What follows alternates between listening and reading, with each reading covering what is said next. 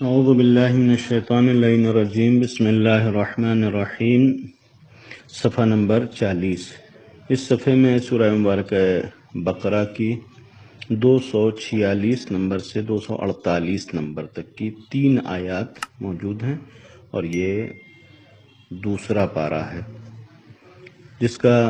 ترجمہ اس طریقے سے ہے کہ کیا تم نے موسیٰ علیہ السلام کے بعد بنی اسرائیل کی اس جماعت کو نہیں دیکھا کہ جس نے اپنے نبی سے کہا کہ ہمارے واسطے ایک بادشاہ مقرر کیجئے تاکہ ہم راہ خدا میں جہاد کریں۔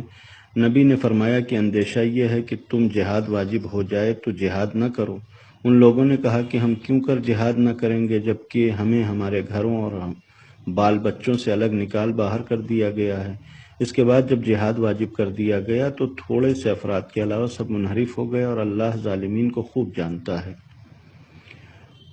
ان کے پیغمبر نے کہا کہ اللہ نے تمہارے لیے طالوت کو حاکم مقرر کیا ہے۔ ان لوگوں نے کہا کہ یہ کس طرح حکومت کریں گے، ان کے پاس تو مال کی فراوانی نہیں ہے، ان سے زیادہ تو ہم ہی حقدار حکومت ہیں۔ نبی نے جواب دیا کہ انہیں اللہ نے تمہارے لیے منتخب کیا ہے اور علم و جسم میں وسعت عطا فرمائی ہے، اور اللہ جسے چاہتا ہے اپنا ملک دیتا ہے کہ وہ صاحب وسعت بھی ہے اور صاحب علم بھی۔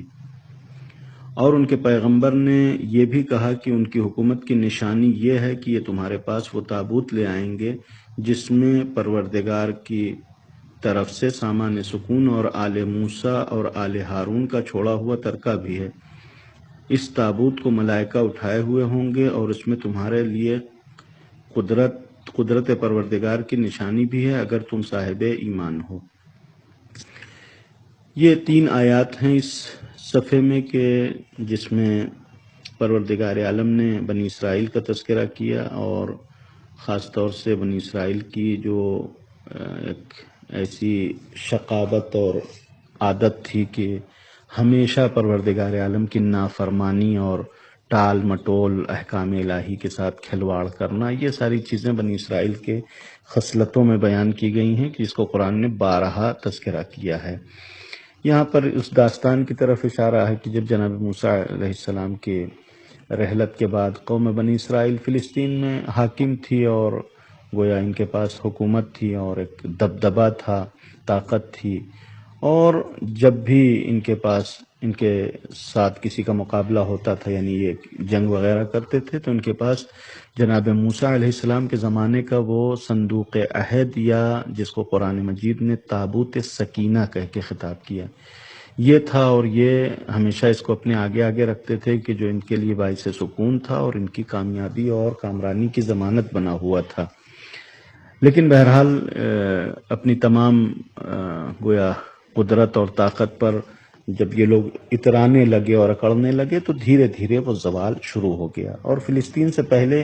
یہی حالت بنی اسرائیل کی مصر میں بھی ہوئی تھی کہ مصر میں بنی اسرائیل کی آمد جناب یوسف کے داستان سے شروع ہوتی ہے کہ جناب یوسف عزیز مصر تھے، اور جب وہ باقی بھائی بھی مصر میں داخل ہوئے تو وہاں پر جناب یوسف کے بعد باقاعدہ بنی اسرائیل کی حکومت تھی، یہاں تک کہ یہ آپس میں لڑنا شروع ہوئے، اور پھر زوال آیا تو فرعون کے گویا بندی اور اسیر بن کے وہاں زندگی گزارنے لگے۔ لیکن بہرحال انہوں نے اپنی گزشتہ تاریخ سے عبرت حاصل نہیں کیا۔ مصر میں وہ سارے حالات گزارنے کے بعد، یہ سختیاں تحمل کرنے کے بعد، جب پروردگار عالم نے جناب موسیٰ علیہ السلام کے ذریعے نجات دی اور ان کو پھر فلسطین میں لے کے آئے، اور بڑی ٹال مٹول کے بعد کسی طریقے سے ارض فلسطین میں داخل ہوئے، تو پھر انہوں نے بہرحال اپنی اس نافرمانی اور ان چیزوں سے اپنا دستبردار نہیں ہوئے، یہاں تک کہ فلسطین میں جب یہ کمزور ہونا شروع ہوئے تو دھیرے دھیرے کر کے فلسطینی ان کے اوپر غالب آتے گئے، اور اس حد تک غالب آئے کہ ان کو ارض فلسطین سے نکال کر باہر کر دیا، اور ان کے بچوں کو اسیر بنا لیا اور اپنے غلام اور کنیز بنا کر رکھ لیا۔ پھر انہوں نے گویا غربت اور فلاکت کی زندگی گزارنا شروع کیا، یہاں تک کہ پروردگار عالم نے ایک نبی کو ان کے درمیان مبعوث کیا کہ جس کا نام اشمعیل لکھا گیا ہے تاریخ میں۔ جناب اشمعیل کو جب مبعوث کیا تو ان کے اندر پھر ایک امید کی کرن جاگی کہ اس طریقے سے پروردگار عالم پھر گویا ان کے ساتھ منت کرے گا، احسان کرے گا، اور یہ پھر اپنی کھوئی ہوئی عزت اور شان اور شوکت کو واپس لانے میں کامیاب ہوں گے۔ لہذا جناب اشمعیل کے پاس آئے، اور آنے کے بعد انہوں نے جناب اشمعیل سے درخواست کی کہ ہمارے لیے ایک بادشاہ، ایک حاکم، ایک گویا راہبر، رہنما مقرر کر دیں تاکہ ہم راہ خدا میں جہاد کریں۔ بہرحال انہوں نے کہا تو راہ خدا میں جہاد کریں، لیکن گویا مقصد کچھ اس سے زیادہ نہیں تھا کہ فلسطین میں تھے، سکون سے تھے، اور اب دربدری کی جو زندگی گزار رہے ہیں تو بس واپس وہیں فلسطین چلے جائیں، دربدری کی زندگی سے نجات مل جائے، اگرچہ بہرحال نام یہی ہے کہ راہ خدا میں ہم جہاد کرنا چاہتے ہیں، ورنہ شاید خدا اور گویا خدا کا دین ان کے لیے زیادہ کوئی اہمیت نہیں رکھتا ہو۔ جناب اشمعیل جو بنی اسرائیل کے گویا گزشتہ تاریخ سے واقف تھے، اور گویا یعنی اپنی اس شقاوت یا اپنی اس معصیت کاری اور نافرمانیوں کے سبب مشہور ہی تھے، لہذا جناب اشمعیل نے ان سے کہا کہ بھائی ایسا تو نہیں ہوگا کہ تمہارے لیے جب پروردگار عالم کی طرف سے ملک اور بادشاہ اور راہبر معین کر دیا جائے اور جہاد واجب کر دیا جائے تو پھر جو ہے تم ٹال مٹول کرنے لگو اور جو ہے وہ قتال سے سرپیچی کرنے لگو اور منہ پھیرنے لگو۔ انہوں نے پلٹ کے کہا کہ نہیں بھائی، ہم کیوں نہیں قتال کریں گے، ہم جہاد کریں گے کیوں نہیں، اس لیے کہ ہم کو جو ہے وہ ہمارے گھروں سے باہر نکال دیا گیا ہے، ہم کو ہماری اولاد سے دور کر دیا گیا ہے، اور اس دربدری میں کی حالت میں بہرحال ہم قتال کرنے کے لیے تیار ہیں۔ کہ یہیں سے یہ بات سمجھ میں آتی ہے کہ گویا کل مقصد یہی تھا کہ وہ دربدری ختم ہو جائے، وہ جو بہرحال سکون تھا شہر نشینی کا، اور وہ پھر حاصل ہو جائے۔ لہذا جناب اشمعیل نے جب یہ دیکھا تو ان کے لیے گویا معین کر دیا، اور قرآن کہتا ہے کہ جب ان کے اوپر قتال واجب قرار دے دیا گیا تو بہت کم لوگ تھے کہ جنہوں نے ثبات قدم کا مظاہرہ کیا یا اس حکم کے اوپر ثابت قدم رہے، بلکہ بہت سارے لوگ یعنی اکثریت جو ہے وہ تولوا، منہ پھیر کے چلے گئے، تولوا الا قلیلا منہم، لیکن زیادہ تر لوگ جو ہے وہ واپس چلے گئے اور گویا اس حکم سے سرپیچی کرنے لگے، اور اللہ جو ہے ظالمین کو بہتر جانتا ہے۔ بہرحال جب انہوں نے درخواست کیا تو جناب اشمعیل نے پروردگار عالم کی بارگاہ میں ان کی درخواست رکھی کہ پروردگار ان کے لیے گویا ایک بادشاہ، ایک شخص کو ایسا معین کر دے کہ جو ان کے اوپر حکومت کرے، اور ان کو مثلاً اس کی سربراہی میں اور اس کی قیادت میں یہ اپنے دشمنوں سے جنگ کر کے قتال کر کے اور اس کے بعد پھر اپنی کھوئی ہوئی عزت واپس کریں۔ پروردگار عالم نے جناب اشمعیل کو یہ وحی کی کہ ہم نے طالوت کو ان کے لیے مقرر کیا ہے۔ جناب اشمعیل نے کہا پروردگار ہم خود طالوت کو نہیں جانتے ہیں، یہ کون ہے طالوت؟ پروردگار عالم نے جناب اشمعیل سے وعدہ کیا کہ ان قریب وہ خود تمہارے پاس آئے گا اور مثلاً تم جو ہے اسے پہچان لو گے۔ لہذا ادھر جناب طالوت کے حوالے سے جو تاریخ بیان کی جاتی ہے کہ جناب طالوت کسی ایک سنسان اور انجان بستی میں رہا کرتے تھے، اور ان کے والد ایک چرواہے تھے، یعنی مویشی تھے، مویشی کا کاروبار تھا یا جانور پالے ہوئے تھے، اور جناب طالوت انہی بکریوں کی دیکھ بھال کیا کرتے تھے، اور پروردگار عالم نے بہرحال ایک کافی طویل جسم دیا تھا، بہت ہی قداور اور جس کو کہا جائے بلند قامت انسان تھے۔ بہرحال بکریاں چرانا ان کا کام تھا، یہاں تک کہ جناب طالوت کی کچھ بکریاں غائب ہو گئیں، اور یہ بکریاں غائب ہو گئیں یہاں تک کہ جناب طالوت اپنے ایک دوست کے ساتھ بکریوں کی تلاش میں دریا کے کنارے ٹہلتے ٹہلتے ٹہلتے اس بستی کے قریب پہنچے کہ جہاں یہ بنی اسرائیل قیام پذیر تھے اور جہاں پر جناب اشمعیل پیغمبر رہا کرتے تھے۔ ان کے دوست نے جناب طالوت سے کہا کہ یہ علاقہ ایک نبی کا علاقہ ہے، اور یہاں پر پروردگار عالم کی جانب سے جناب اشمعیل مبعوث ہیں اور نبی ہیں، لہذا یہاں تک آئے ہیں تو چلو نبی سے بھی مل لیتے ہیں، شاید مثلاً کچھ تعلیمات الہی کے سائے میں ہمارا کچھ فائدہ ہو جائے یا کچھ ہمیں مدد مل جائے۔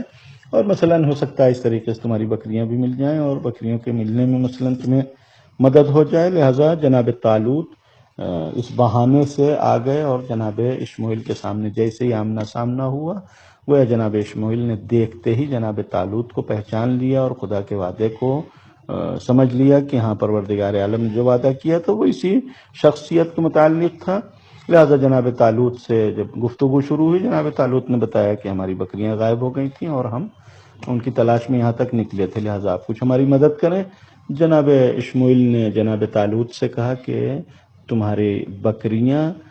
تمہارے گھر کے راستے میں ہیں، یعنی گویا اپنے مقصد کی طرف جا رہی ہیں، تمہارے گھر کی طرف جا رہی ہیں، لہٰذا ان کی فکر تم چھوڑ دو، ان کی چنتا نہیں کرو، وہ تمہارے گھر پہنچ جائیں گی. پروردگار عالم نے تمہیں اس قوم کا ملک اور بادشاہ قرار دیا ہے، لہٰذا اب ان کی قیادت تم سنبھالو. کہ پہلے جناب طالوت کو خود جو ہے وہ تعجب ہوا، لیکن جناب اشمعیل نے ان کو سمجھایا اور حکم الہی سے باخبر کیا تو جناب طالوت نے قبول کر لیا. لیکن جب بنی اسرائیل کے سامنے جناب اشمعیل نے یہ داستان بیان کی اور یہ اعلان کیا کہ پروردگار عالم نے طالوت کو تمہارے لیے ملک اور بادشاہ اور تمہارا قائد اور راہبر معین کیا ہے، تو بنی اسرائیل کہنے لگے کہ ان کو کیسے ملک مل گیا؟ یہ تو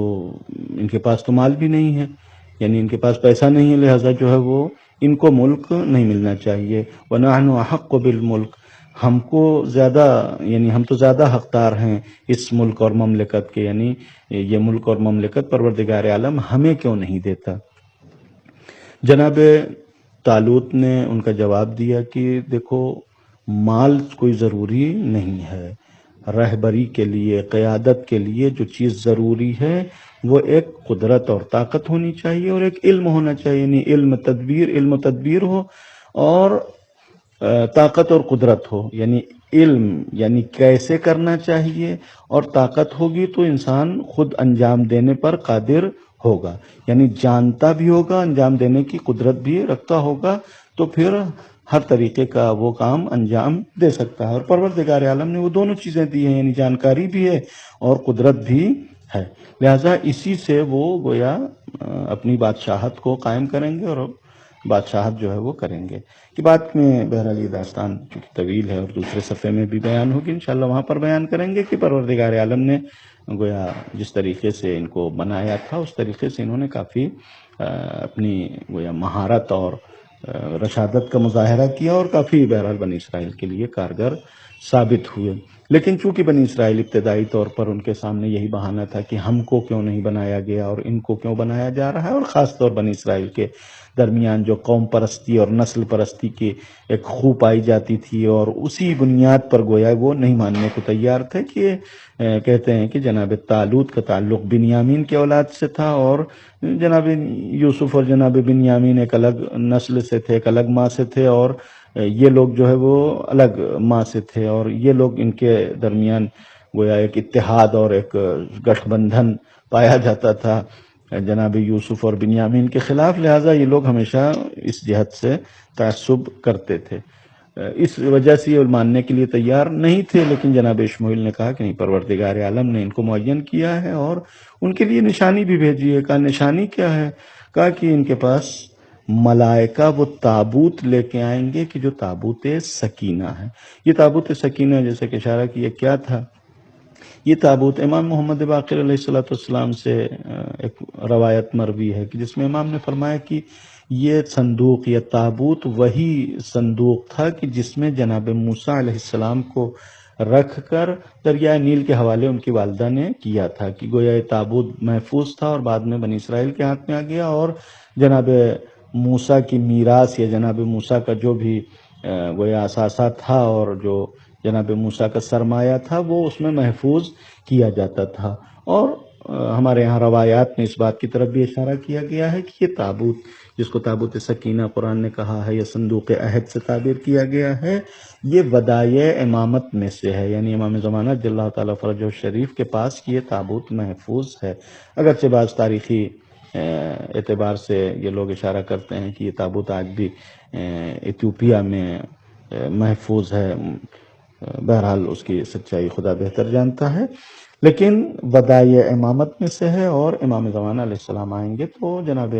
امام زمانہ علیہ السلام کے پاس گویا وہ میراث جناب موسیٰ عصا اور الواح موجود ہوں گی۔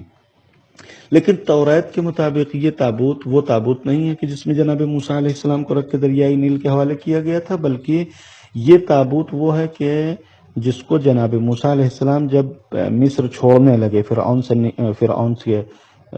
پاس سے نکلنے لگے، تو اس وقت جناب موسیٰ نے وہ اپنے سامان اور اثاثے کو رکھنے کے لیے بنایا تھا، اور وہی تابوت لے کے چلے تھے کہ جس سے گویا بنی اسرائیل کو کافی سکون ملا تھا، اور وہی ایک علامت تھی ان کی کامیابی کی کہ بعد میں بھی بنی اسرائیل کے پاس یہ محفوظ تھا۔ لہذا جناب اشمعیل نے کہا کہ وہی تابوت کی جو تمہارے گویا تمہارے لیے باعث سکون تھا اور تم اس کو اچھی طریقے سے پہچانتے ہو، یہ جس وقت فلسطین سے نکالے گئے اور رود اردن یعنی دریائے اردن بنی اسرائیل کراس کر رہے تھے، تو یہ اپنے ساتھ تابوت لے کے چلے، لیکن وہاں سے تابوت غائب ہو گیا تھا اور پھر انہیں خبر نہیں تھی، یعنی یہ دریا کراس کر کے خشکی پہنچ گئے، لیکن وہ تابوت ان کے ہاتھ نہیں لگا اور وہ گویا غائب ہو گیا تھا۔ یہاں پر جناب اشمعیل نے کہا کہ وہ تابوت پھر تمہارے سامنے ملائکہ لے کے آئیں گے اور یہ جناب طالوت کے حوالے کیا جائے گا، تاکہ تم کو یقین ہو جائے کہ طالوت کو پروردگار عالم نے بادشاہ مقرر کیا ہے۔ لہذا یہاں تک کی داستان اس صفحے میں بیان کی گئی ہے کہ اس دعوے کی بنیاد پر کہ جناب اشمعیل نے کہا کہ وہ تابوت آئے گا، انہوں نے گویا مان لیا کہ چلو ہم طالوت کو اپنا بادشاہ، اپنا ملک، اپنا راہبر تسلیم کر لیتے ہیں، اگرچہ گویا بہت زیادہ دل سے انہوں نے تسلیم نہیں کیا تھا، بلکہ خدا کے معجزے اور خدا کی اس نشانی کے مقابلے میں انہوں نے بہرحال انکار کرنے سے پرہیز کیا، ورنہ دل سے تسلیم نہیں کیا ان کی راہبری کو۔ لہذا بعد میں بھی یہ نافرمانیاں جاری ہیں جس کو آگے کے صفحے میں بیان کیا گیا ہے۔ السلام علیکم ورحمۃ اللہ وبرکاتہ۔